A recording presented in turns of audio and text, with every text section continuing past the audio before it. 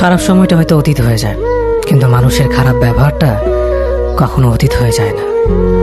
শুধু নিজে থেকে কথা বলা বন্ধ করে দেখো, দেখবে অনেক আপনজন বড় হয়ে যাবে। আসলে কেউ আপন হয় না। যারা তোমার ক্ষতি চায় তাদের আঘাত করবে না, তাদের সামনে একটু হাসি মুখে বাঁচবে।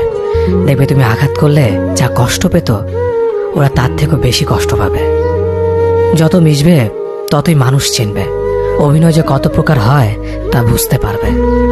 সবাইকে তোমার সত্যতা জানানোর দরকার নেই, যে যা ভাবে তা নিয়ে সমালোচনা করতে দাও। বেঈমান মানুষগুলো কখনো অপরিচিত মানুষ হয় না, খুব কাছের মানুষগুলোই বেঈমান হয়। মানুষ চেনা শুরু করলে এমনিতেই বন্ধুর সংখ্যা কমে যাবে, এটাই বাস্তব। 3টি কথা মনে রাখবেন: যে তোমাকে সাহায্য করে তাকে কখনো ভুলে যেও না, যে তোমাকে ভালোবাসে তাকে কখনো ঘৃণা করো না, যে তোমাকে বিশ্বাস করে তাকে কখনো ঠকিও না। ধোঁকা একজনেই দেয়, কিন্তু বিশ্বাস সবার উপর থেকে উঠে যায়।